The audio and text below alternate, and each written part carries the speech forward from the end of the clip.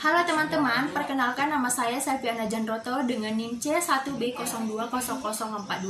Saya dari ruangan R001 dengan Prodi Manajemen, Fakultas Ekonomi dan Bisnis, Universitas Jambi. Baiklah, di sini saya akan membahas tentang probabilitas. Nah, apa sih itu probabilitas? Langsung saja kita ke pembahasannya. Yuk.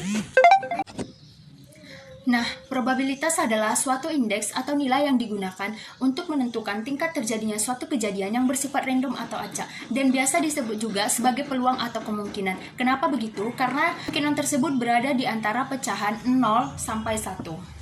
Nah, apa manfaat dari probabilitas? Supaya kita bisa mengetahui dan membantu kita juga di dalam pengambilan keputusan yang tepat.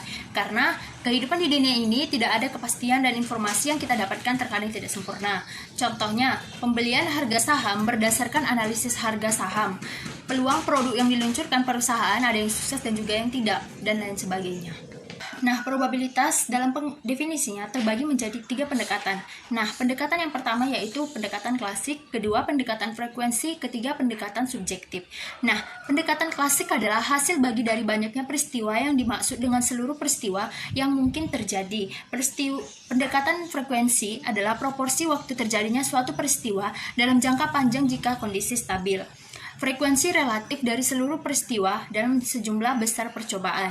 Pendekatan subjektif adalah tingkat kepercayaan individu yang didasarkan pada peristiwa masa lalu yang berupa terkaan saja. Dan pada pendekatan klasik pun ada rumusnya, yaitu probabilitas suatu peristiwa atau E sama dengan jumlah kemungkinan hasil atau K per jumlah total kemungkinan hasil atau N. Pada pendekatan relatif sendiri pun ada rumusnya, yaitu probabilitas suatu peristiwa sama dengan jumlah peristiwa yang terjadi per jumlah total percobaan.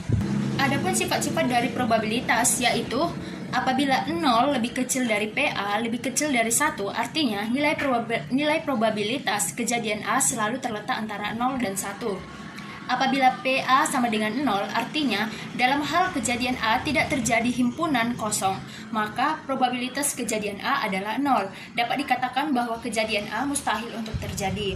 Apabila PA sama dengan 1, artinya dalam hal kejadian A, maka probabilitas kejadian A adalah 1. Dapat dikatakan bahwa kejadian A dapat terjadi. Baik, ada juga permutasi. Nah, permutasi adalah suatu pengurutan elemen di mana pengurutan elemen tersebut penting. Dan terdapat juga rumusnya, yaitu XPM sama dengan M faktorial per M kurang X faktorial, di mana M disebut elemen, X adalah kejadian. Dan ada lagi yang namanya kombinasi. Nah, apa itu kombinasi? Kombinasi adalah suatu pengurutan elemen di mana pengurutan elemen tersebut tidak penting. Adapun rumusnya yaitu XCM sama dengan M faktorial per X faktorial buka kurung M dikurang X faktorial. Nah, ada juga aturan dasar pada probabilitas, yaitu ada aturan penjumlahan dan aturan perkalian. Pada aturan penjumlahan terbagi menjadi 2 bagian, yaitu kejadian yang saling menghilangkan dengan kejadian yang tidak saling menghilangkan. Pada aturan perkalian terbagi menjadi 2 bagian juga, yaitu kejadian bersyarat dan kejadian bebas. Dan kejadian yang saling menghilangkan ini adalah kejadian yang bila terdapat 2 jenis kejadian, misalnya kejadian A dan B. Jika kejadian A terjadi, maka kejadian B tidak akan terjadi atau sebaliknya. Ada juga rumusannya, yaitu PA gabungan B sama dengan PA tambah PB. Nah, ada juga kejadian tidak saling menghilangkan. Nah, apa itu kejadian tidak saling menghilangkan? Kejadian tidak saling menghilangkan itu terjadi pada 2 jenis kejadian, misalnya kejadian A dan B. Jika kejadian A terjadi, maka kejadian B bisa saja terjadi atau sebaliknya. Dan ada juga rumusannya, yaitu PA gabungan B sama dengan PA tambah PB dikurang PAB.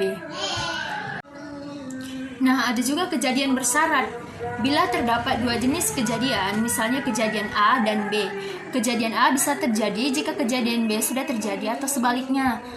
PA garis miring B, peluang kejadian A setelah kejadian B terjadi.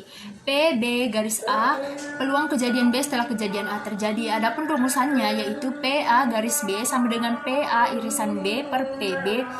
Dan ada juga satu lagi, PB garis A sama dengan PA gabungan B per PA. Kejadian bebas. Nah, kejadian bebas ini terdapat 2 jenis kejadian, misalnya kejadian A dan B. kejadian A dan kejadian B tidak saling berhubungan satu dengan yang lainnya.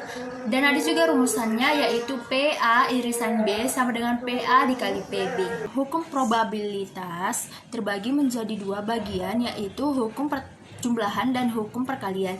Pada hukum penjumlahan itu adalah peristiwa atau kejadian yang terjadi secara bersamaan atau joint event, yang dimana rumusnya yaitu PA gabungan B sama dengan PA ditambah PB dikurang PA irisan B, di mana PA gabungan B sama dengan PA atau B, di mana PA irisan B sama dengan PA dan B. Dan pada hukum perkalian adalah peristiwa independen, yang peristiwa itu terjadi tidak mempengaruhi probabilitas kejadian lainnya. Rumusnya yaitu PA dan B sama dengan PA dikali PB. Baiklah, sekian video pembahasan yang bisa saya sampaikan.